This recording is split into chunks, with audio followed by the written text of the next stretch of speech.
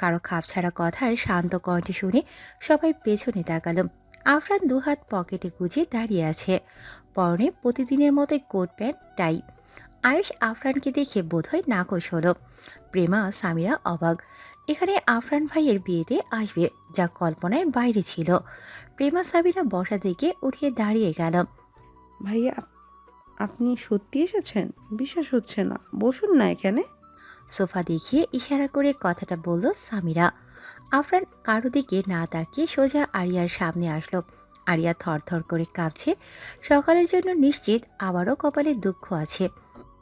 আমি কিছু করিনি, আমি সত্যি বলছি। আমি চাচা মানে সামিরা আমাকে আসতে মানা। আসলে আরিয়ার অগোছালো কথাগুলো সবাই খেয়াল করছে। প্রেমা সামিরাকে ফিসফিস করে বলছে। এমন হ্যান্ডসাম একটা লোক মাফিয়া কিভাবে হলো সেটাই বুঝি না আজও। সামিরা প্রেমার কানের কাছে এসে বলল। এসব ছাড়, নিজের গাল সামলা। আগে যদি ভুলে আমার গালেও চর পড়ে, মান সম্মান। আরে কি বলছিস? আমাদের কেন মারবে? আরিয়ার গালে হয়তো পড়বে, কিন্তু আমরা তো শুনেছিলাম ভাইয়া দেশের বাইরে গিয়েছে। তাহলে কখন আসলো?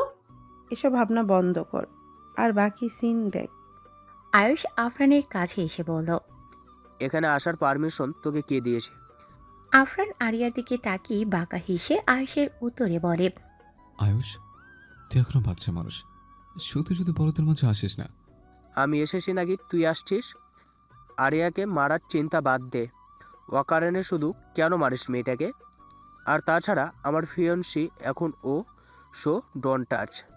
কথাটা বলে আরিয়ার বাম হাত ধরে আয়ুষের পাশে দাঁড় করায়। আরিয়ার ভয় যেন দ্বিগুণ বেড়ে গেল। হ্যাঁ প্লিজ হাতটা ছেড়ে দিন, আমি ঝামেলা চাই না, ছাড়ুন। কিছু না বলে আরও শক্ত করে হাতটা চেপে ধরলো আয়ুষ। ভয় পেও না, আমি আসি। আরিয়ার বুক ধুকপুকিয়ে আওয়াজ হচ্ছে। নিশ্চয়ই আজ মেরেই ফেলবে একদম তাকিয়ে। আরিয়ার হাত স্পর্শ করতে দেখে আফরান সাথে সাথে চোখ বন্ধ করে নিল। কপালের রগগুলো ভেসে উঠল। দুহাত মুঠি করে নিজেকে স্থির রাখার বৃথা চেষ্টা চালালো। আরিয়া আফরানের অবস্থা দেখে ভয়ে চোখ দিয়ে পানি ফেলে আয়ুষকে উদ্দেশ্য করে বলল। প্লিজ একটা রিকোয়েস্ট, আমার হাতটা ছাড়ুন। আরিয়ার চোখে ভয়ের আভা সংযুক্ত জল দেখে আয়ুষ ঠিক থাকতে পারল না। আরিয়ার হাত ছেড়ে দিয়ে আফরানকে উদ্দেশ্য করে বলল। দেখ তোকে কতটা ভয় পাই মেয়েটা। তোকে দেখলেই ভয়ে কান্না করে দিয়েছে, তবুও তুই ওর পিছে লেগে থাকিস। হোয়াই? ও কি করেছে তোর বলো তো? আফরান এবার চোখ খুলে তাকায়। চোখ দুটি লাল হয়ে আছে। হয়তো আয়েশকে এখনই কিছু করে ফেলবে, দেখেই বোঝা যাচ্ছে। কিন্তু এক সেকেন্ডও দেরি না করে আফরানের রাগের বহিঃপ্রকাশ ঘটার আগে আরিয়া ধপাস করে সবার সামনে আফরানকে জড়িয়ে ধরে। আকস্মিক ঘটনায় সবাই স্তব্ধ। কি হলো কারোই বোধগম্য হলো না। প্রেমা সামিরার চোখ দুটি গোল গোল রসগোল্লা হয়ে আছে। আরিয়া আফরানকে জড়িয়ে ধরে চোখ বন্ধ করে দুবার একটু বড় করে নিঃশ্বাস ফেলে বলতে লাগলো। প্লিজ ঝামেলা করবেন না, এটা বিয়ে বাড়ি, ভাইয়ার দোষ নেই, ভাইয়া বুঝতে পারেনি। শান্ত হন, সত্যি বলছি, এবার থেকে বাধ্য মেয়ের মতো থাকবো। আর ভুল করব না, আর কাউকে আমার ছোঁয়ার সুযোগ দিব না আমি কখনো, প্রমিস, পাক্কা প্রমিস। কথাগুলো একসাথে বলে থামে আরিয়া। আফরানের বুক থেকে মাথা উঠিয়ে আফরানের দিকে তাকায়। আরিয়ার স্পর্শ পেয়ে সাথে সাথে চোখ বন্ধ করেছিল আফরান, এখনো চোখ বন্ধ করে আছে। আরিয়া শান্ত গলায় আফরানের গাল দুটিতে হালকাভাবে নিজের হাত দুটো রেখে বলল। তাকান আমার দিকে, দেখুন, আর রাগ করবেন না প্লিজ। আফরান চোখ খুলল, চোখের লাল আভা কমে এসেছে। এতক্ষণ বোধহয় রাগ কমানোর জন্যই এমন করেছিল। কপালের ভেসে ওঠা রগগুলো বিলুপ্ত প্রায়। দু হাতের মুঠি হালকা হয়ে আসলো। আয়েশের মাথার উপর যেন কেউ কোনো ভারী জিনিস ছুঁড়ে ফেলেছে। বুকটা লাফাচ্ছে চিনচিন ব্যথায়। যার থেকে পালিয়ে এসেছে এত বছর, আজ তার বুকে সে নিজেকে সুরক্ষিত ভাবছে। এটা কি আদৌ সত্যি? হ্যাঁ, সব সত্যি। তার চোখের সামনে সেটাই হচ্ছে এই মুহূর্তে।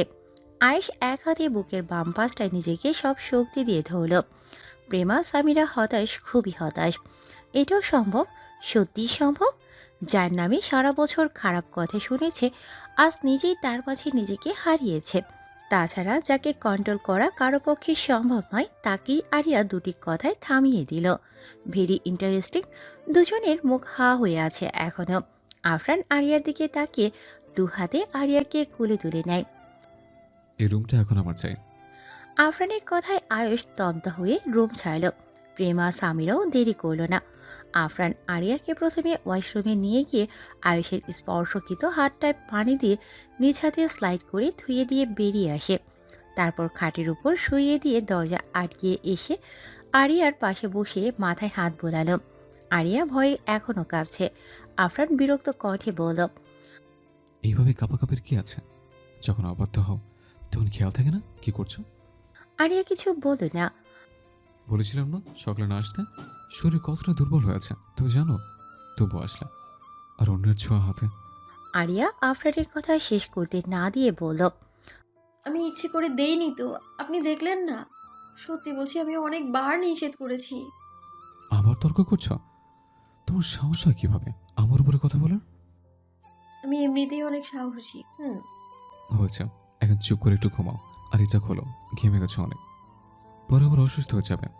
বলে আফরান নিজেই পিনগুলো ছাড়িয়ে হিজাব খুলে দিল। আরিয়ার ঘাড়ে পড়ে যাওয়ার দাগটা এখনও পিনপিনে হয়ে আছে। সারতে সারতে কিছুদিন সময় নেবে হয়তো। আফরান ডাকটির উপরে কয়েকবার হাত বোলালো। খুব চলছে? আরিয়া মাথা নাড়িয়ে হ্যাঁ সূচক বোঝায়। আফরান এবার আরিয়ার জামার হাতা ওপর দিক থেকে নিচে নামানোর চেষ্টা করে বাহুতে ক্ষতগুলো দেখার জন্য, কিন্তু আরিয়া লজ্জায় আড়ষ্ট হয়ে আফরানকে বাধা দিতে চায়। আফরান একটু ধমকিয়ে একটা হাতা একটু নিচে নামায়। বাহুতেও নখের দাগগুলো কালচে হয়ে আছে। খুব ব্যথা এখনো? আরিয়া আবারও মাথা নাড়িয়ে সম্মতি দেয়। আচ্ছা, জামার নিচে এটা না পড়লে হয় না? শরীরে চাপ লাগে না? আরিয়া আফরানের কথাটা ঠিক বুঝল না, তাই জিজ্ঞাসা দৃষ্টিতে আফরানের দিকে তাকায়। আফরান দ্বিধাহীনভাবে কাঁধে দৃশ্যমান ফিতাটি ধরে বলল, এটা। আরিয়া যদি পারত এখন এই লোকটাকে মেরে পুঁতে দিত, না হয় নিজে মাটির নিচে গর্ত করে ঢুকে যেত। আফরান আরিয়াকে কাচুমাচু করতে দেখে বলে। কি হয়েছে? আরিয়া কোনো কথা না বলে আফরানের কোটের নিচে ঢোকার বৃথা চেষ্টা চালায়। আফরান কপাল কুঁচকায়। কি হয়েছে সেটা বলবে তো?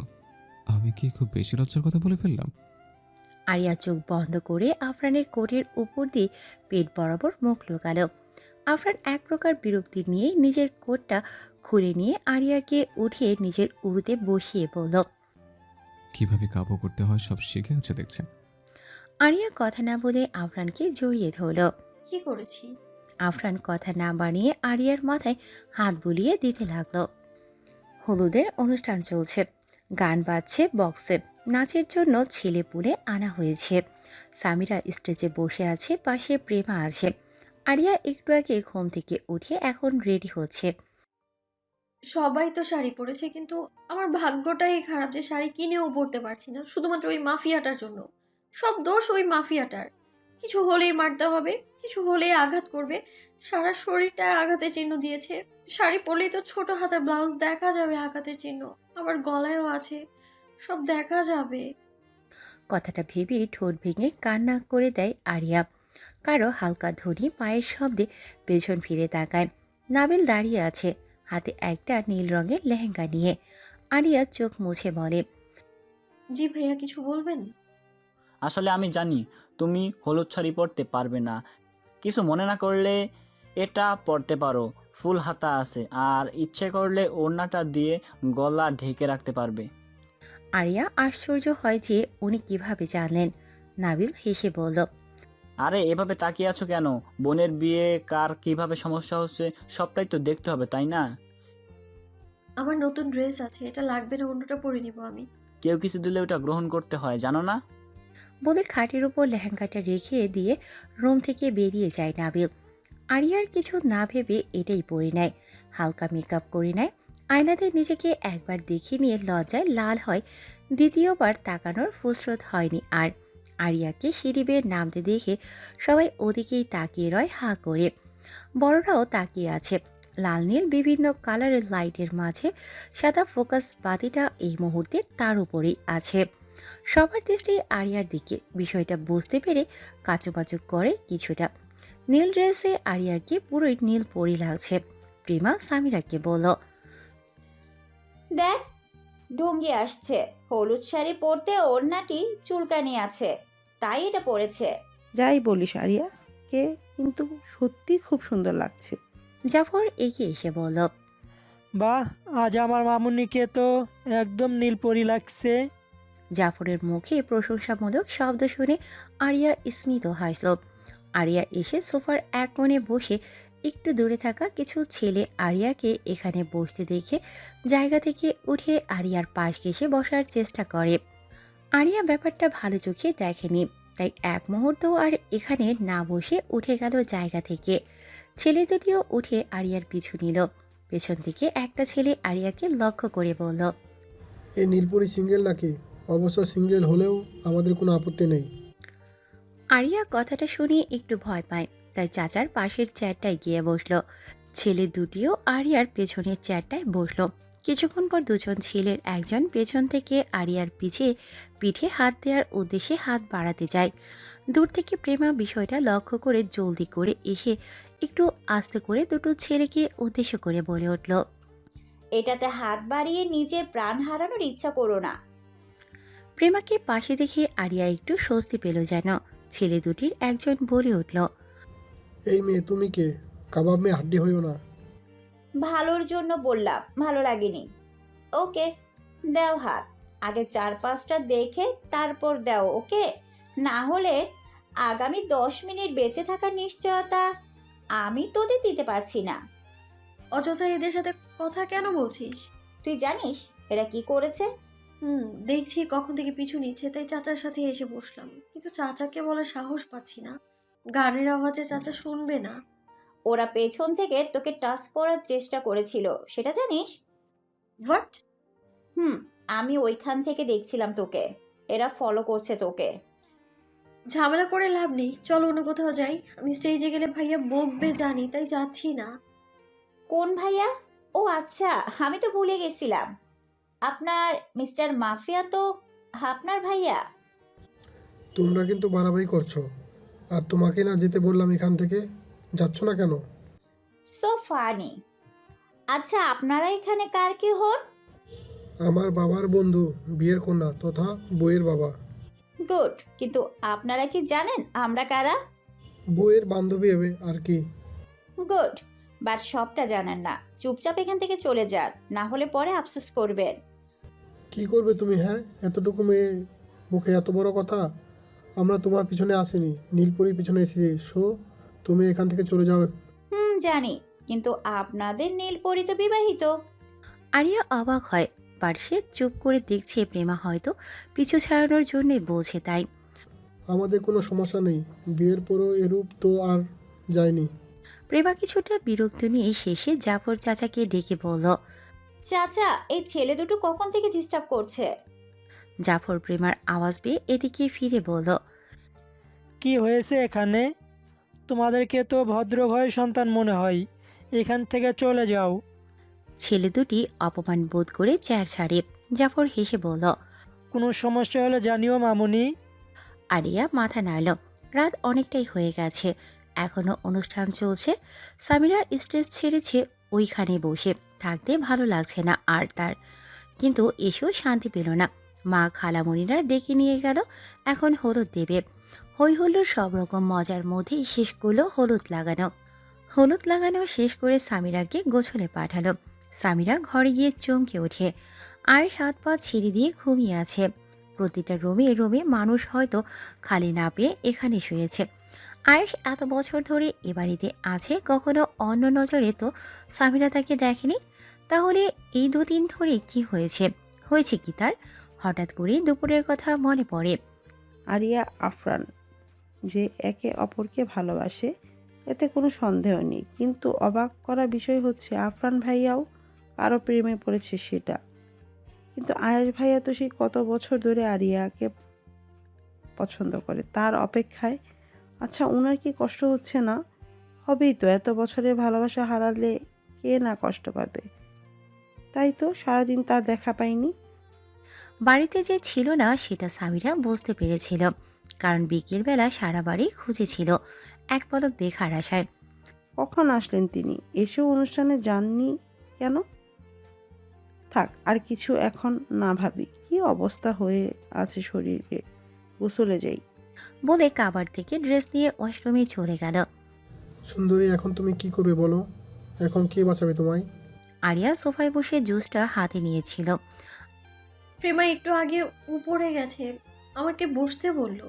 আপাতত মানুষ কমে এসেছে এখানে, চাচাও নেই। আছে কয়েকজন মুরব্বী মহিলারা, তাও সবাই নিজের মতো ব্যস্ত, হাতে হাতে কাজ করছে। উপরে জায়গা নিয়ে একটা রুমও খালি নেই। প্রেমা সেই ব্যবস্থাই করতে গিয়েছে। আরিয়া ভয়ে সোফা থেকে উঠে গেল। পেছন থেকে একটা ছেলে আরিয়ার ওড়না ধরে ধীরে ধীরে পেঁচাতে লাগলো। আরিয়া কাপা গলায় বলল, দেখুন, আপনারা ভুল করছেন, আমি কিন্তু চেঁচাবো। আমরা জানি তোমার চেনার মতো সাহস নেই সোনা। আমি আবারও বলছি, ভুল করছেন আপনারা।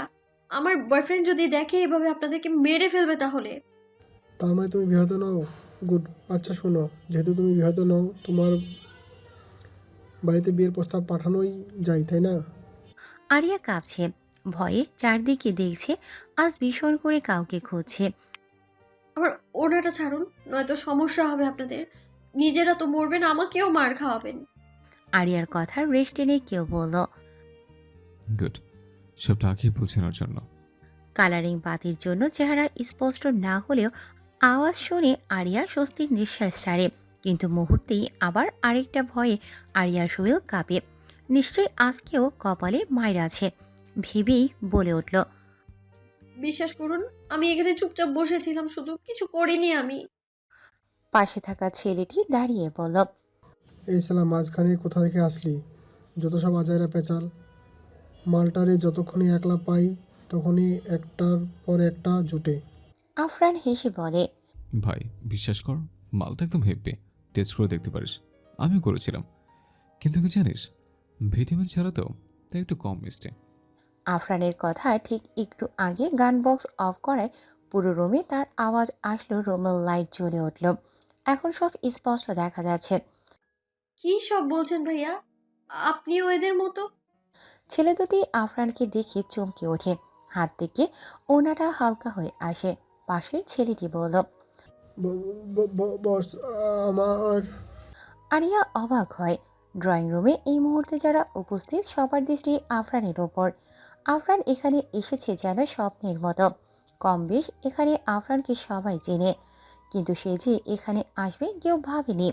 দুপুরে এসেছিল, কাজের মধ্যে কেউ হয়তো খেয়াল করেনি। আফরান পাশের সোফাটায় বসে পায়ের ওপর পা রেখে বলল, এভাবে তোতলাচ্ছিস কেন? চল একটা গেম খেলে। তোদের মধ্যে যে আগে টেস্ট করবে মেয়েটা তার, যে প্রথমে মেয়েটাকে ছোবে। আফরানের কথায় আরিয়া এবার ঠোঁট ভেঙে কান্না করে দেয়। আপনি খুব খারাপ মিস্টার মাফিয়া, আপনি সত্যি খুব খারাপ। আপনিও এদের মতো।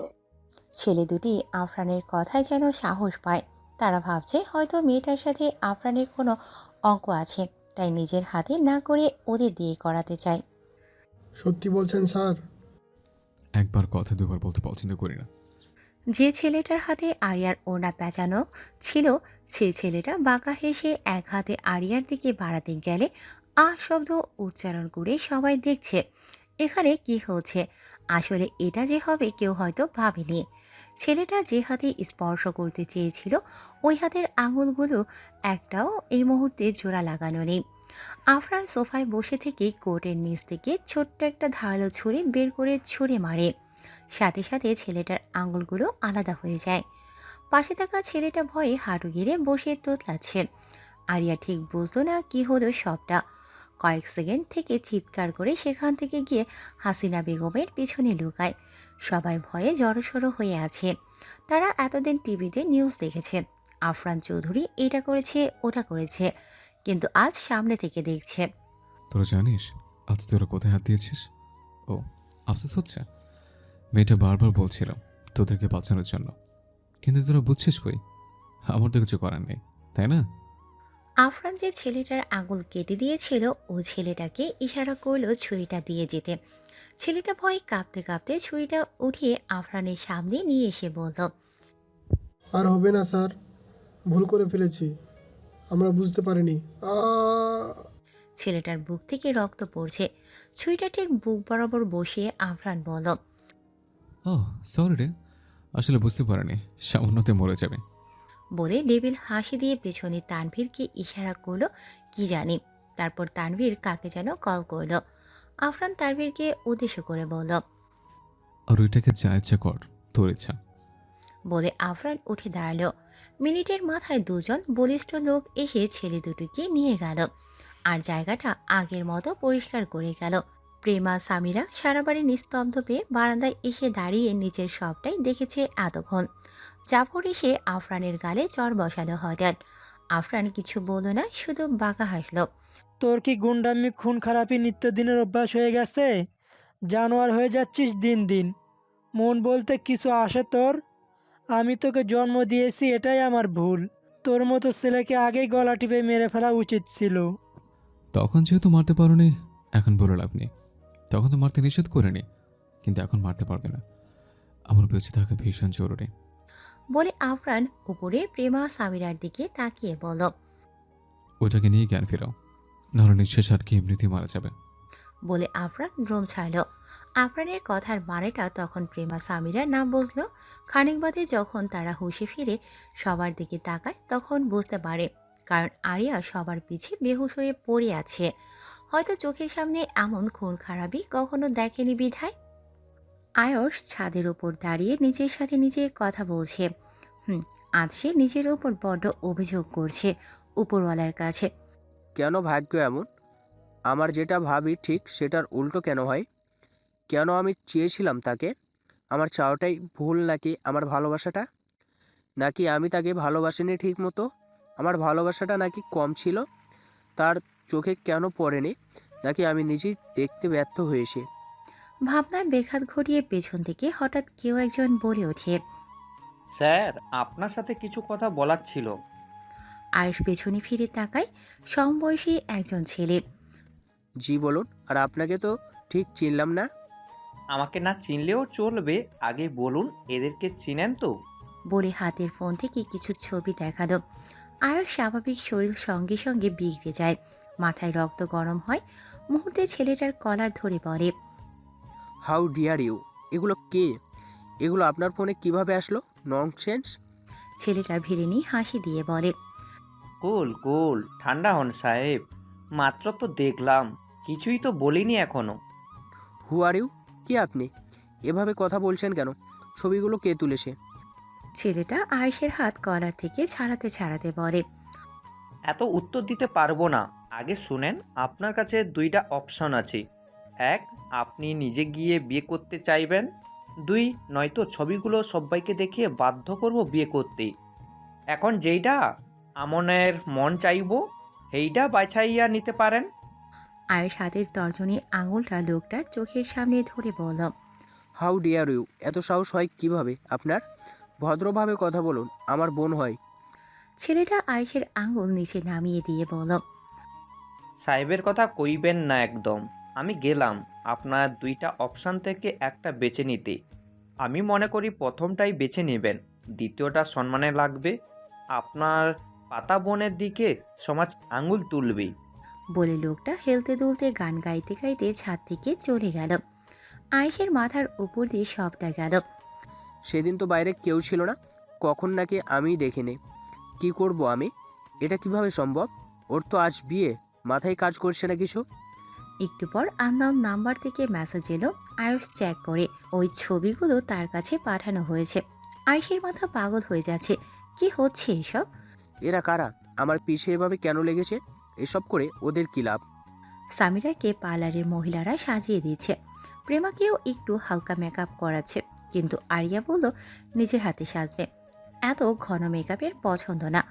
সামিরাকে ভারী লালের মাঝে সাদা পাথরের সাথে হালকা সোনালি জড়ি লেহেঙ্গা পরানো হয়েছে।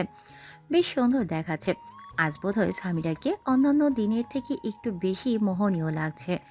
প্রেমাও সাদা রঙের ভারী গাউন পরেছে। লেহেঙ্গা ধরে ধরে ঢং করে হাঁটা একদম বিরক্তির উপরে বিরক্তির তার কাছে। তাই তো লেহেঙ্গা ছিঁড়ে গাউন পরেছে, এতে কিছুর ঝামেলা নেই। আরিয়া কালকের মতো আর পরিস্থিতি চায় না, তাই আজ একদম সাধারণ জামা পরেছে অ্যাশ কালারের। অবশ্য এটাতেও এই মেয়েকে গর্জিয়াসই লাগছে। চুলগুলো ছেড়ে দিয়েছে, এক সাইড থেকে সামনে এনে রেখেছে, নয়তো ঘাড়ের দাগগুলো দৃশ্যমান হয়ে যাবে। বরযাত্রী কখন এসে বসে আছে, তাই সামিরাকে নিচে স্টেজে নেওয়া হয়েছে। বিশাল আয়োজন, বাড়ি ভর্তি মানুষ। স্টেজের চারিদিকে তাজা গোলাপ, বেলির রজনীগন্ধা ফুল দিয়ে সাজানো হয়েছে। প্রেমা আরিয়া আপাতত সেদিকে না গিয়ে একটু দূরে বসে রইল, কারণ এখন নিউ কাপল দেখতে অনেক মানুষ জড়ো হবে, আরও কত রসকস কথা বলবে, যেগুলো প্রেমা আরিয়া কারোরই পছন্দ না। খারাপ লাগছে জানি, কিছুক্ষণ পরেই তো সামিরা আমাদের ছেড়ে চলে যাবে। আবার তো কলেজে আসবেই, মন খারাপে কিছু দেখছি না। তবুও তো বিয়ের পরের বেস্ট ফ্রেন্ড আর বিয়ের আগের মাঝে পার্থক্য আছে। তা অবশ্য ঠিক বলেছিস। আরিয়ার পাশে দূরত্ব বজায় রেখে নাবিল এসে বসে বলল, দিনটা আসতে মনে হয় আর বেশি দিন নেই। কিসের দিন আসবে? আর আপনি আমাদের কথার মাঝে কথা বলছেন কেন? আরে ঝগড়া করছিস কেন এইভাবে? কিছু কিছু মেয়ের কাজই উঠে পড়ে ঝগড়া করা। সবাই কি আর তোমার মতো নাকি? আচ্ছা মজা বাতি, বোনের বিয়েতে কেমন ফিল হচ্ছে? বোনের বিয়ের কথা ভাবলেই নিজের বিয়ের শখ জাগে গো, তাই কোনো ফিল নিতে পারছি না। নাবিলের ঠাট্টা করা উত্তর শুনে আরিয়া স্মিত হাসল। প্রেমা বলে উঠল, কেমন নির্লজ্জ হলে নিজের বিয়ের কথা ভেবে করে বলে যাচ্ছে, গা জ্বলে যায় আমার। ছি, কেন, তোমারও বিয়ের শখ জাগে বুঝি? দেখছি সরু কিসব বলছে, বাজে লোক একটা, চল তো এখান থেকে। কাজী সাহেব কিছু আরবি বাক্য উচ্চারণ করছেন। সামিরা মুখ ঢেকে আছে লম্বা ঘোমটা দেয়ার মাথায়। পাশেই সামিরার হবু হাজবেন্ড আবির বসা। কাজী তার পাঠ শেষ করে সামিরাকে উদ্দেশ্য করে বলল, সঙ্গে নাবিল দাঁড়িয়ে কোনো কিছু নিয়ে মুখটা কালো করে দাঁড়িয়ে আছে। হয়তো বোনের বিয়ে হয়ে যাচ্ছে, এই কারণে। হঠাৎ করে কেউ একজন সামনে এসে বলল, এই বিয়ে হবে না। কণ্ঠ শুনে সামিরার চিনতে অসুবিধে হয়নি, লোকটা আয়ুষ ছাড়া কেউ নয়। বিশাল জনতার সম্মুখে আয়ুষের কথায় সবাই আশ্চর্য হয়ে আয়ুষের দিকে তাকিয়ে বোঝার চেষ্টা করে। আয়ুষ বাবা, তুমি কি বলতে চাইছো ঠিক বুঝলাম না, বুঝিয়ে বলো। বাবা, আমি আপনাকে ছোটবেলা থেকেই বাবার আসনে বসিয়ে এসেছি, তাই আগেই ক্ষমা চেয়ে নিচ্ছি। এই বিয়ে হবে না বাবা। কেন, কি হয়েছে? ছেলে পছন্দ হয়নি? এমন কোনো কিছু দেখছো? না বাবা, আসলে আমি স্বামীরাকে ভালোবাসি। আজমল সাহেব যেন আকাশ থেকে পড়লেন, বিস্ময় নিয়ে বললেন, কি বলছো আয়ুষ? এত বছর তোমার আর স্বামীরার মধ্যে কোনো ঘনিষ্ঠ কিছু চোখে পড়েনি তো? এত কিছু জানি না, আমি স্বামীরাকে ভালোবাসি বাবা। সামিরার এমন একটা সময়ের জন্য মোটেও প্রস্তুত ছিল না। এগুলো কি সত্যি সে শুনছে নাকি কল্পনা সব? আবির বসা থেকে দাঁড়িয়ে বলে উঠল, এসব হচ্ছেটা কি এখানে? এটা কি মজা করার জায়গা? আমি মোটেও মজা করছি না। আমরা দুইজন দুইজনকে ভালোবাসি, বিয়ে করব ব্যাস। আজমল সাহেব একটু ধাক্কা খেলেন, তবুও নিজেকে সামনে নিয়ে সামিরার দিকে তাকিয়ে বলল, আয়ুষ যা বলছে এগুলো সত্যি? আঙ্কেল, সত্য মিথ্যা কি এখন যাচাই করার সময়? আমার সাথে সামনের বিয়ে আজ। আমি অনেক প্রতীক্ষার পর আজকের দিনটা পেয়েছি। তুমি চুপ থাকো, আমি আমার মেয়েকে প্রশ্ন করেছি, উত্তর দাও স্বামীরা। বাবার ধমকে ভয় পেয়ে সামিরা মাথা নেড়ে সম্মতি জানালো। তাহলে আগে বলনি কেন? আমি কি দ্বিমত করতাম? বাবা, পরিস্থিতি এমন ছিল না। আজমল আয়েশকে থামিয়ে দিয়ে বলল। ব্যাস হয়েছে, আর কিছু শুনতে চাই না। আবিরকে উদ্দেশ্য করে বলল, আমায় ক্ষমা করো বাবা, আসলে আমার মেয়ের সুখের চেয়ে অন্য কিছু বড় নয়। আবির সামিরার বাহু ধরে বলতে লাগলো, তাহলে এতদিন আমায় অপেক্ষায় রাখলে কেন? উত্তর দাও। আগে বললেই তো পারতে, আমি অপেক্ষা করতাম না। মিস্টার আবির, ওর হাতটা ছাড়ুন। ওর আপনি ওয়ান সাইড ছিলেন তো কখনো আপনাকে বলেনি ভালোবাসে? আপনাকে ঠিক আমি দেখে নেব মিস্টার আয়াত চৌধুরী। কথাটা বলে দ্রুত পায়ে ফুসতে ফুসতে তড়িৎ করে স্টেজ ছাড়ল। সব কিছুর মধ্য দিয়ে বিয়েটা কোনো রকম শেষ হয়, যদিও এতে সামিরার ফ্যামিলির কেউ কোনো রিয়্যাক্ট করেনি, কারণ আয়েশকে তারা ছোটবেলা থেকেই দেখে আসছে সুশীল, ভদ্র। কিন্তু সব কিছুর মধ্যে জাফর সাহেব প্রশ্ন করেছিল, আয়েশ তো আরিয়াকে ভালোবেসেছিল, তাদের এঙ্গেজও হয়েছিল, কিন্তু আয়েশ বলেছে বিয়ে তো আর হয়নি। তাছাড়া আমি তো বলেছি ইচ্ছা করে এঙ্গেজ করাতে, তোমরাই করিয়েছো।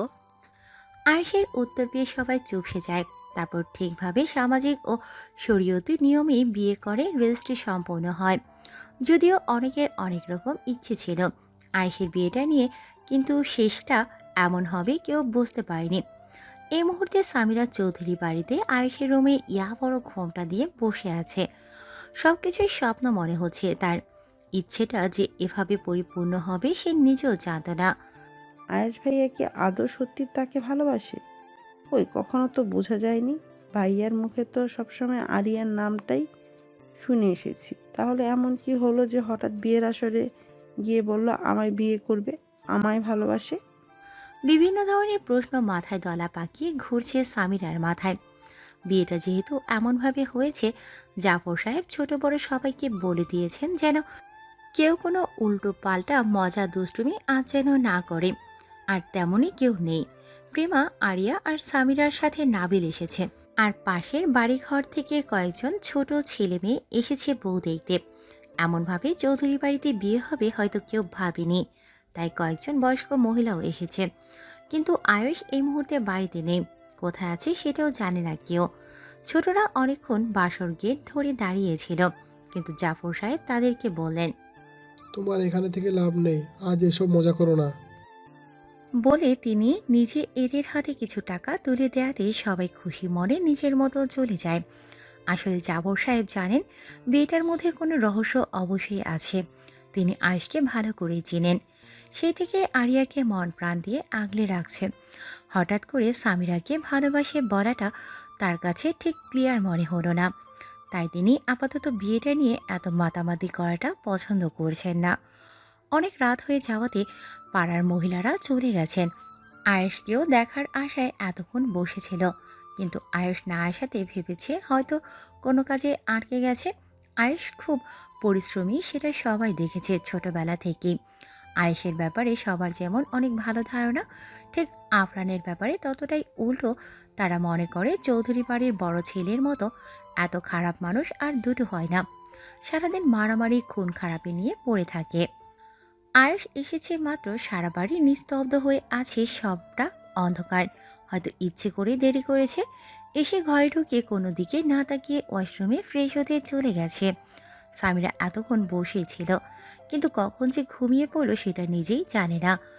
আওয়াজ পেয়ে উঠে গেল। এখনও বিয়ের সাজেই আছে সামিরা। আয়ুষ ওয়াশরুম থেকে বের হয়ে কাভার থেকে টি শার্ট আর প্যান্ট নিয়ে আবার ঢুকে গেল। সামিরা কিছুটা অবাক হলো। একটি বারের জন্যও তার দিকে আয়ুষ তাকালো না। আচ্ছা, উনি কি আমাকে বউ হিসেবে মানবেন না? কিন্তু কেন? আমি কি বলেছিলাম নাকি কখন আমাকে বিয়ে করতে? নিজেই তো করলেন। এত কিছু করে এখন একটি বারের জন্য কেন দেখছে না? আয়ুষ তাওয়াল দিয়ে মাথা মুছতে মুছতে বের হয়েছে। খালি পা, ফর্সা পায়ের রগগুলো যেন একটু কালচে হয়ে হালকা ভেসে আছে, বোঝা যাচ্ছে। হঠাৎ পায়ে কারো স্পর্শ পেয়ে আয়ুষ চমকায়। পায়ের দিকে তাকিয়ে আবার দৃষ্টি সরিয়ে জায়গা ছেড়ে ড্রেসিং টেবিলের সামনে যায়। এমন ভাব করছে যেন কিছুই দেখছে না, তার চোখে কিছুই পড়ছে না। আয়ুষ গায়ে সুগন্ধি লাগাচ্ছে, হাতে গোল্ডের ঘড়ি। ঘড়িটা অবশ্য তার 22তম জন্মদিনে হাসিনা বেগমই তাকে উপহার দিয়েছিলেন। এখনও সেটাই পরে থাকে। তাদের প্রতি তার কৃতজ্ঞতার শেষ নেই। আয়ুষ সোফার উপরে বসে পায়ের টাকনোর নিচের প্যান্টের অংশটা ফোল্ড করছে। সামিরা এখনও দাঁড়িয়ে আছে আর আয়ুষকে দেখছে। তিনি কি এখন কোথাও যাবেন? এভাবে রেডি হচ্ছে যে। সামিরার এই মুহূর্তে অনেক কিছু প্রশ্ন করতে ইচ্ছে হচ্ছে, কিন্তু সাহসটুকু হচ্ছে না। আয়েশ গিয়ে সোজা খাটের উপর থেকে একটা বালিশ নিয়ে সোফায় শুয়ে পড়ল। সামিরা কপাল কুঁচকায়। করছেটা কি আজব তো। ভাইয়াকে কখনো এমনভাবে করতে দেখেনি সে, তাহলে আজ কেন এমন করছে? আচ্ছা, মানুষ কি এমন সেজেগুজে ঘুমায়? কই, কখনো তো খেয়াল করেনি। সামিরা এখনও দাঁড়িয়ে বোঝার চেষ্টা করছে। আয়ুষ নীরব কণ্ঠে বলল, ফ্রেশ হয়ে ঘুমিয়ে পড়। সামিরা এবার প্রশ্ন করার মতো আশা পেল, বলল, আমাকে এমনভাবে বিয়ে করে আবার এমন করছেন কেন? আমি তো বলিনি কখনো আপনাকে ভালোবাসি বা আমাকে বিয়ে করুন। বাধ্য হয়েছি। কে বাধ্য করেছে? আর আমাকে বিয়ে করতে আপনাকে কে বা বাধ্য করবে? ওইসব তোর জানতে হবে না। রাত হয়েছে, গিয়ে শুয়ে পড়। সামিরা এবার আয়ুষের সামনে এসে দাঁড়িয়ে বলল। আমি জানতে চাই, বলুন আমাকে। আয়ুষ বিরক্তি মুখ নিয়ে বলল, আমাকে রাগাস না, ভালো হবে না তোর জন্য। চুপ আসি, চুপ থাকতে দে। ঠিক আছে, না বললেন, কিন্তু আপনি আরুকে ভালোবাসেন তাই না? তাহলে আমাকে বিয়ে করতে গেলেন কেন? এক কথা বারবার বলে মাথা গরম করিস না, আবারও বলছি। সামিরা এবার চুপ হয়ে গেল। সে জানে আয়েশ ভালো মানুষ, কিন্তু রাগ হলে ভালো মানসিকতা কারোই থাকে না।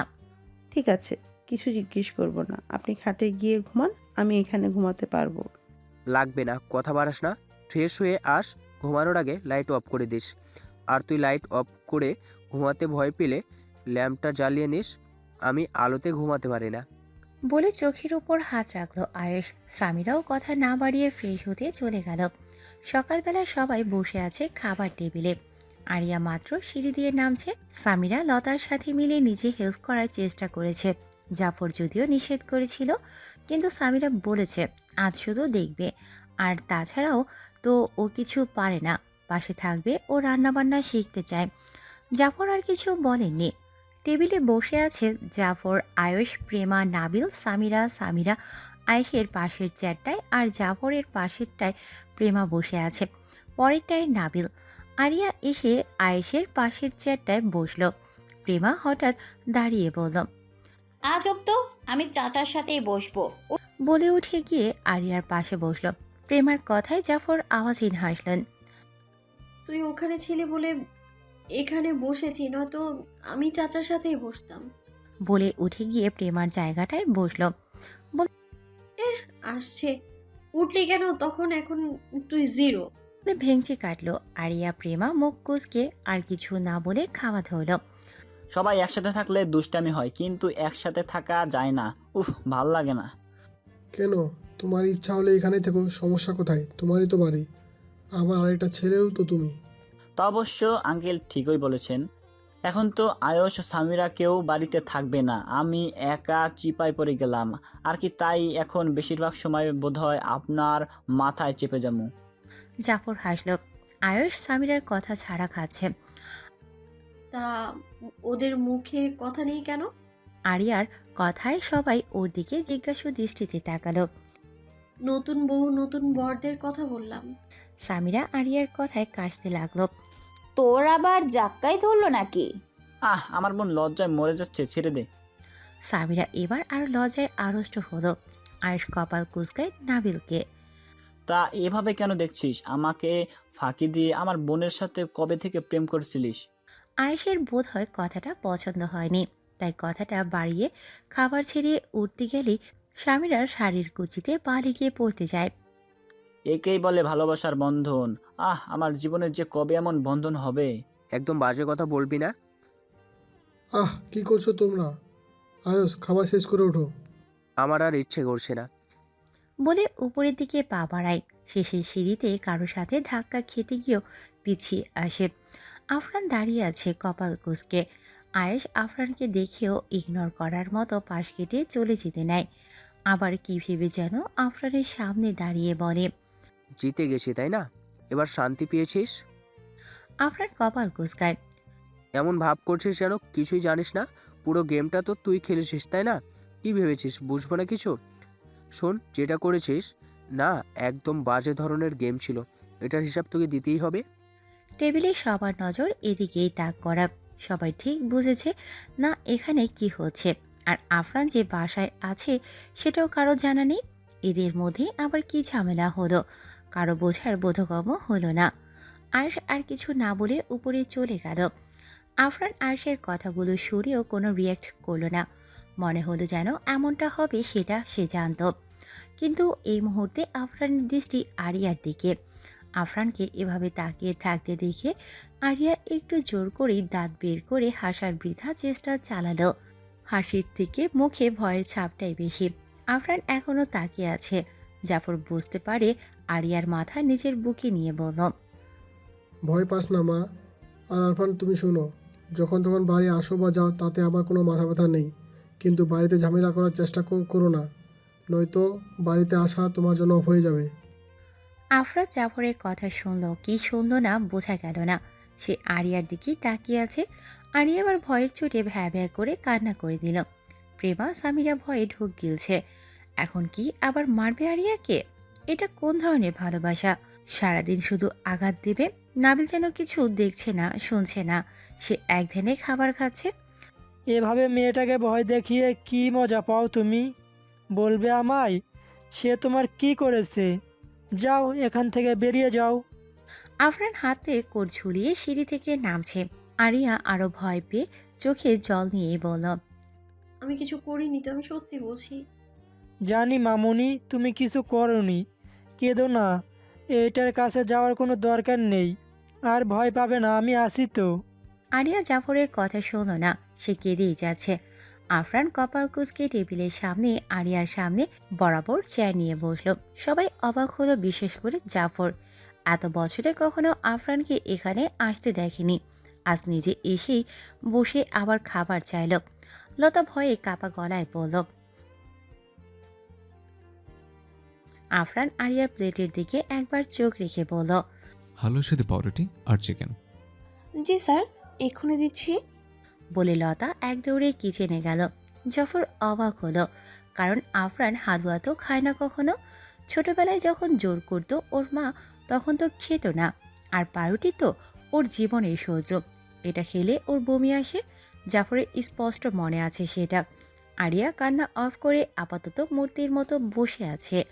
প্রেমা আফরানের পাশ থেকে কোনো রকম কাঁপতে কাঁপতে উঠে বলল, আমার খাবার শেষ। বলে দ্রুত পায়ে চলে গেল। আফরান এখনও আরিয়ার দিকে কপাল কুঁচকে আছে। আরিয়া একটু মাথা উঁচু করে আফরানকে দেখার চেষ্টা করলো। তাকাতেই চোখে চোখ পড়ল, আবার মাথা নামিয়ে খাবারে হাত রাখল। খাবারের মাঝে আরিয়ার কাশি উঠল। পাশ থেকে জাফর নাবিল একসাথে পানির গ্লাস ধরল। আরিয়া একটা গ্লাস নিয়ে ঢকঢক করে খেয়ে ফেলল। নাবিলের আফরানের সাথে কখনো কথা হয়নি, কখনো বলেওনি, তাই সে সেসবে মাথা নাড়াচ্ছে না। আরিয়ার পানি শেষ করার সাথে সাথে আফরান হাতের চামচটা প্লেটে আওয়াজ করে রাখল। তার দৃষ্টি এখনও আরিয়ার দিকেই, কিন্তু এতক্ষণ যতটাই শান্ত ছিল, আফরান এই মুহূর্তে ততটা শান্ত নয়। আরিয়া আফরানের দিকে তাকিয়ে তার বুঝতে বাকি নেই কোনো কারণে আফরান আবার রাগ করেছে। হাতের রগগুলো ভেসে উঠেছে। আরিয়া আবারও ঠোঁট ভেঙে কেঁদে দিল। সামিরা ভয়ে এবার আর থাকতে পারল না, সেও উঠে গেল। জাফর সাহেবের খাবার আগেই শেষ। আপাতত তিনি আরিয়ার জন্য বসে আছেন।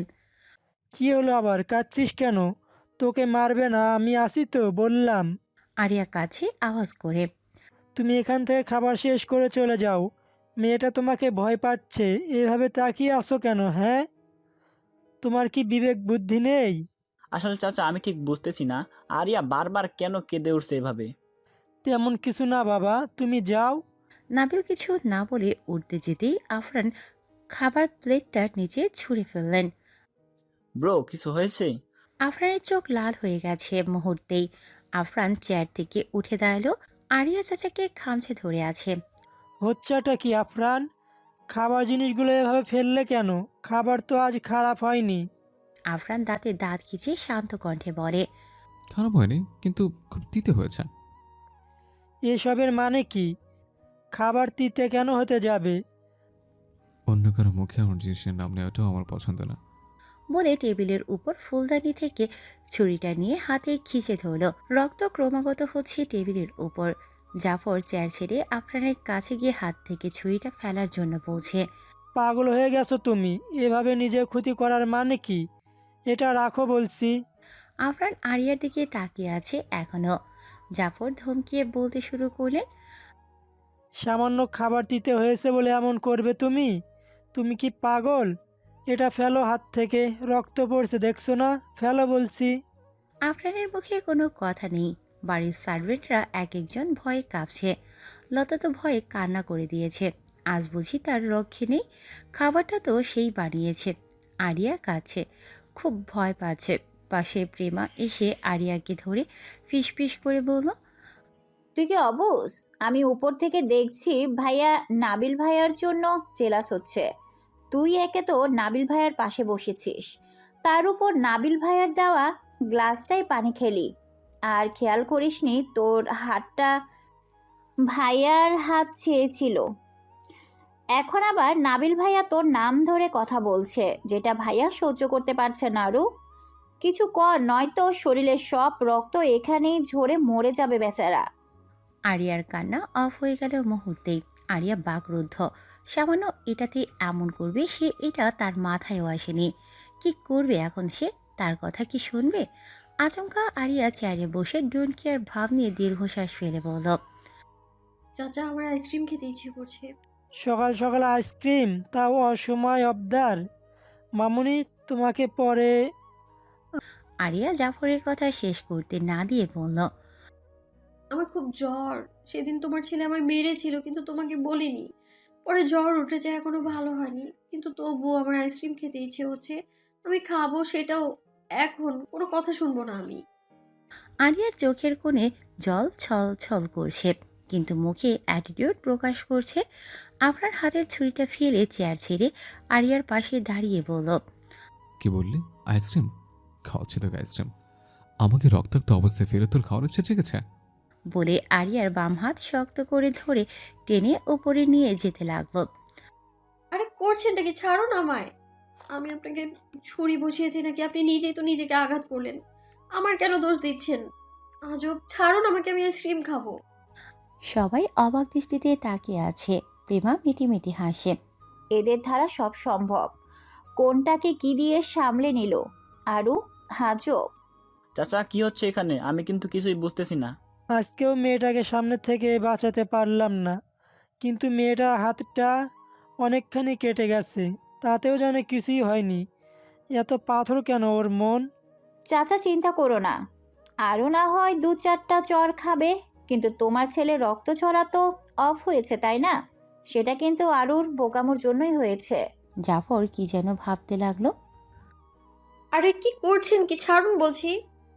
আফরান কোনো কথা না বলে আরিয়াকে রশি দিয়ে খাটের সাথে বেঁধে সামনে বসে আফরান। বল, এবার বল, কি কি খাবি? কিছু খাবো না, যেতে দিন আমায় বলছি। ওই নাবিলের আশেপাশে ঘুরঘুর করতে ভালো লাগে। ওই ছেলে কি আমার থেকে বেশি হ্যান্ডসাম? বল। আরে এখানে হ্যান্ডসামের কি আছে? আজব তো। তাহলে ওই ছেলের সাথে কাল থেকে রিচ কেন করছিস? হ্যাঁ, কি ভাবছিস? কাছে নেই বলে খবর রাখি না? যা ইচ্ছে করুন, কিন্তু আমাকে ছেড়ে দিন বলছি। আমি কি পাগল নাকি? আমাকে এভাবে কেন বেঁধেছেন? তুই পাগল না, পুরাই পাগল। সাথে আমাকে পাগল বানাস। যত সুযোগ দিই তত অবাধ্য হোস। আপনার কি তাতে? আমি যা ইচ্ছে করব। ঠিক আছে, যা ইচ্ছা কর। গেলাম আমি। সারাদিন এভাবে এখানেই থাকবে? বলে আফরান উঠে রুম ছাড়ল। আফরানকে নিচে আসতে দেখে জাফর বলল, তোমার জেনে কাজ নেই। বলে বেরিয়ে গেল। উপর থেকে আরিয়ার চিৎকার চেঁচামেচির আওয়াজ শুনে সবাই আফরানের রুমের সামনে গেল, কিন্তু হতাশ হলো সবাই। রুম লক করা। এই রুমের চাবি শুধু আফরানের কাছেই থাকে। সামিরা প্রেমা দুজন একে অপরের দিকে তাকিয়ে মিটিমিটি হাসলো। এ পরিস্থিতিতে সবার সামনে হাসলে ব্যাপারটা খারাপ দেখায়। চাচা এসব কি হচ্ছে? জাফর কোনো উত্তর দিতে পারলেন না। রেগে বাড়ি থেকে বেরিয়ে গেলেন। আয়ুষ সবার আগেই বাড়ি থেকে বের হয়ে গিয়েছিল। সবাই যাওয়ার পর প্রেমা সামিরা এবার হু হু করে হাসতে লাগলো। তা আরু, তোর কি অবস্থা এখন? নিশ্চয়ই আরুকে এখন বেঁধে রেখেছে। ওরে মাফিয়া বয়ফ্রেন্ডের মতো আমাদের জীবনে কোনো বয়ফ্রেন্ড হবে না, আর তোর সময়ও কখনো আসবেও না। প্রেমার কথায় সামিরা হাসলো। আমরা গেলাম, তুই থাক। এখন বাড়িতে তেমন কেউ নেই। সামিরা প্রেমা এ দুজন রুমেই গল্প করছে। প্রায় 1-1.5 ঘন্টা পরে আফরান আসে। দরজা খুলে ফ্রিজ খুলে কি যেন রাখে। আরিয়া মাথা ঘুরিয়ে তাকায়, আবার মুখে ভেঙচি কেটে অন্যদিকে তাকায়। আফরান আরিয়ার সামনে গিয়ে বসে। আরিয়া অন্যদিকে তাকায়। তুই তো বলেছিলি সব কথা শুনবি। আরিয়া কথা বলল না। আমার কথা শুনতে কি তোর কষ্ট হয়? বল।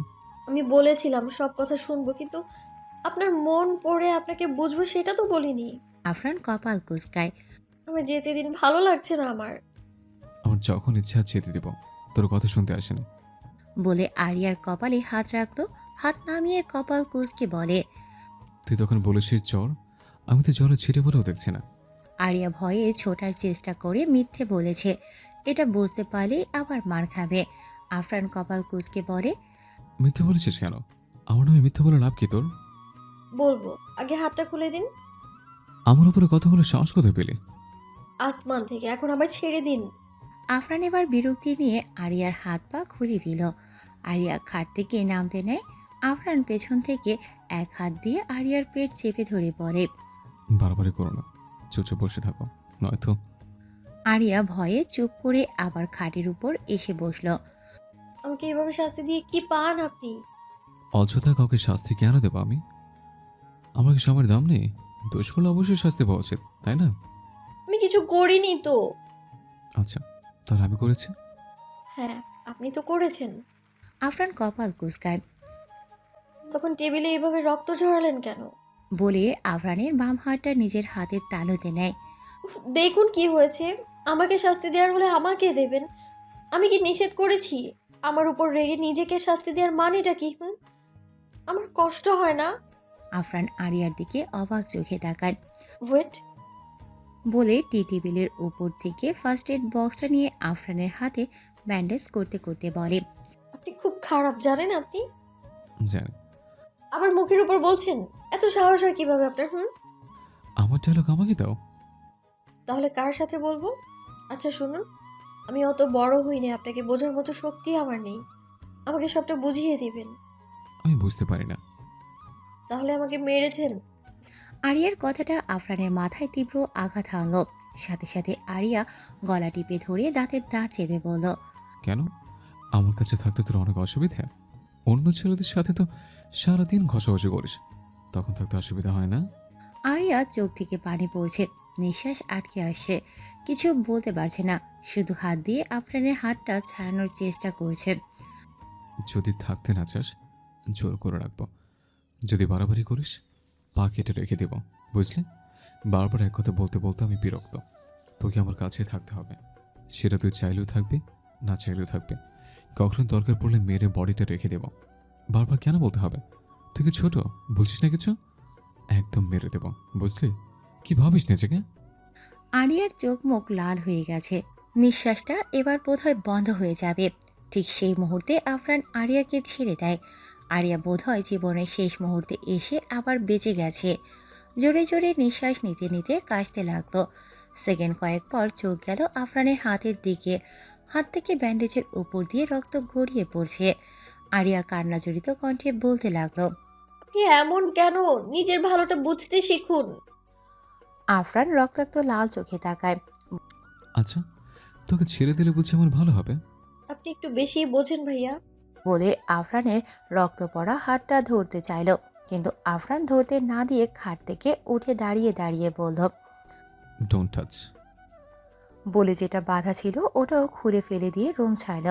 আরিয়া জায়গায় বসে মুখে হাত দিয়ে কাঁদতে লাগলো। আয়ুষ শাওয়ার নিয়ে কাভার খুলে কপাল কুঁচকায়। এসব কি? কোন সব? এগুলো এখানে কেন?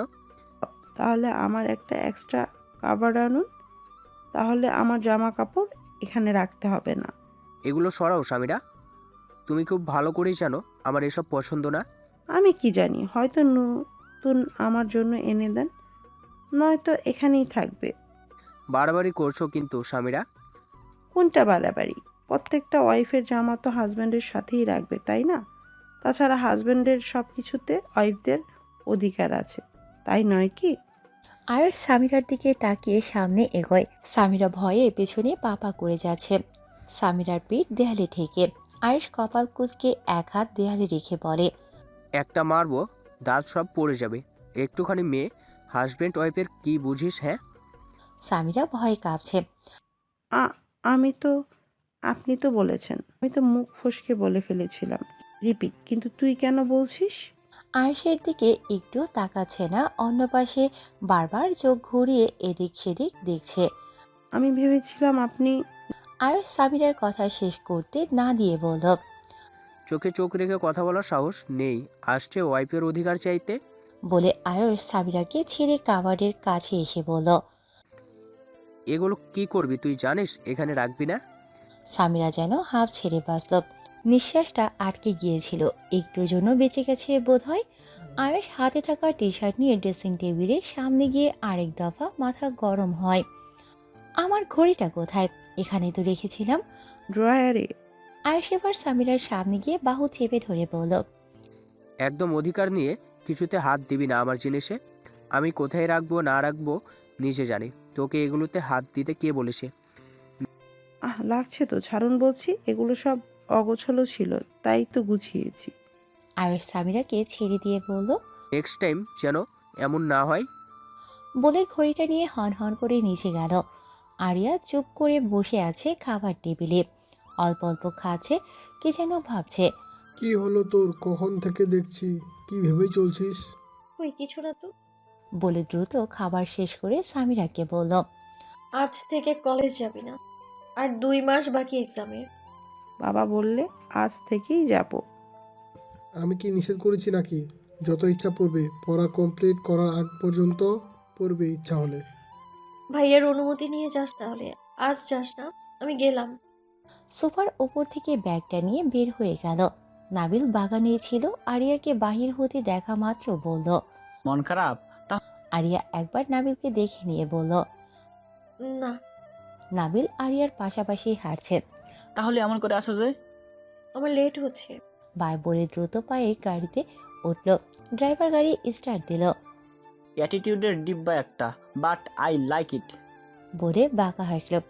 কি হয়েছে রে বল তো, এমন করে আছিস সারাটা ক্লাস? ভালো লাগছে না। কি হয়েছে বল না, আমি তোর ফ্রেন্ড তাই না? আরিয়া প্রেমার দিকে তাকালো। বল না, আমরা তো সব বলি তাই না? সত্যি বলতে কিছু হয়নি, আমার শুধু কেন যেন রাগ হচ্ছে। কিসের জন্য? সেটাই তো জানি না। তোর ভিলেন বয়ফ্রেন্ডের খবর কি? জানি না, আমার কোনো বয়ফ্রেন্ড নেই। একটা দিব ধরে। ভাইয়া তোকে সীমাহীন ভালোবাসে, সেটা এই কয়দিনই বুঝে গেছি, আর তুই বুঝছিস না। আমার লাগবে না কারো ভালোবাসা। ও, এখন বুঝলাম ভাইয়ার উপর রাগ করেছিস। না। তাহলে? জানি না। তা ভাইয়া কি করেছে? বারবার ওই লোকটার নাম কেন নিচ্ছিস? হ্যাঁ, ভালোবাসা এমন হয় না। যেখানে আন্ডারস্ট্যান্ডিং নেই, এমন ভালোবাসা চাই না আমার। কেন, কি করেছে ভাইয়া? রাগ উঠাস না, ওনার নামটা শুনতেও চাই না আমি। নাম নিলাম কখন? বলবি নাকি কাটতে নিব? তুইও বাচ্চা। যেটা ভাবিস। ভালো। ওকে, শুনবো না। বলে উঠে যেতে নিলেই আরিয়া বলল। ঠিক আছে বলবো, বস। লাগবে না, শুনবো না। ঠিক আছে যা। আরে তুই তো একটা বজ্জাত মেয়ে। এমনি ভালো। ঠিক আছে শুনবো, বল না। আজ 2 দিন হয় উনি বাড়ি আসে না। তুই বল না, আমার কি দেখতে ইচ্ছে হয় না? কি এমন করেছিলাম আমি? কি করেছিলি? ওনার রাগ কন্ট্রোলের বাইরে, সেটা তো জানিস। আমি শুধু ওনাকে বোঝাতে চেয়েছিলাম, যদি আমার জন্য নিজেকে আঘাত করে তাহলে আমাকে ছেড়ে দিতে। ব্যাস, হয়ে গেল। আমাকে মেরে ফেলার ট্রাই করে। আরও বলে যদি কখনো দরকার হয় আমাকে মেরে বডিটা রেখে দিবে। কিছু হলেই থাপ্পড় মারবে, কিছু হলেই আঘাত করবে। এতদিন অনেক কিছু বলিনি তোদেরকে। বলে আরিয়া নিজের ঘাড়ের কাটা দাগগুলো দেখিয়ে বলল, দেখ এগুলো ওনার দেয়া। প্রেমা অবাক হয়ে গেল। ইয়েস, এমন পুরো শরীরে কাটা দাগ আছে। বিশ্বাস কর না কর, সবগুলো আমাকে মেরে মেরে এমন করেছে উনি। কই, তবুও তো কিছু বলিনি। আমি তো সব সহ্য করি, তাহলে আমি কি একটু কিছু করলে উনি কেন আমার সাথে এমন ব্যবহার করে দিনের পর দিন? আমি না আর পারছি না। আমার লাগবে না কাউকে। আমার ওনাকে তো নয়। কপালে হাত দিয়ে বলল, হায় আল্লাহ, তুই কি সত্যি অবুঝ? আজব তো, আমি আবার কি করলাম? তো ভাইয়া তোকে শরীরে আঘাত করেছে, কতটুকু করেছে? মরে তো যাসনি তাই না? অথচই ভাইয়া মানুষ মারতে সেকেন্ডেও সময় নেন না, আর সেখানে তোর নামটা অবধি কারোর মুখে নেওয়া সহ্য করতে পারে না। সেখানে যদি তুই বলিস ছেড়ে দেওয়ার কথা, সেখানে কি করবে বল? যেখানে তোর সাথে রেগে নিজেকে আঘাত পর্যন্ত করতে দুবার ভাবে না, রাগটা নিজের শরীরে নিয়ে নে তোকে আঘাত করবে না ভেবে, সেখানে তুই চলে যাওয়ার কথা বলিস। আর দেখ, তোকে ভাইয়া আঘাত করে, আমার মনে হয় ভাইয়ার রাগের কাছে খুব অল্প। তোর জায়গায় অন্য কেউ হলে এতদিন বেঁচে থাকতো বলে মনে হয় না। দেখ, তুই ভাইয়াকে নিজের কাজে ব্যবহার দ্বারা কষ্ট দিস, কিন্তু ভাইয়ার শরীরে আঘাত করে তোকে কিন্তু কখনো দেখেছিস অন্য মেয়ের সাথে কথা বলতে? ভাইয়া, আমার তো মনে হয় না ভাইয়া তোকে হারানোর ভয় বেশি করে, তাই তোকে আঘাত করে। এটাই বোঝায় যে জোর করে হলেও তোকে উনার চাই। মানে ভাইয়া তোকে কতটা ভালোবাসে ভাবতেই আমার গা জ্বলে উঠছে। আর সেটাকে তুই ভালোবাসাই মনে করিস না? কখনো তুই ভাইয়াকে শরীরে আঘাত দিয়ে দেখিস ভাইয়া কি বলে তোকে? আমার তো মনে হয় ভাইয়া তোর সব রকম আঘাত মেনে নিবে, কিন্তু তোকে অন্য কারোর সাথে দেখার ভেতরে যে কষ্টটা, এটা সহ্য করবে না। উনি একদম অন্যরকম আরু, সবার মতো না। ওনার ভালোবাসার ধরনটাও অন্যরকম। সবার মতো সহ্য করে মানিয়ে নিতে শিখিনি। যেটা ওনার, সেটার বিন্দু পরিমাণ ও অন্য কিছুর সাথে শেয়ার করবে না।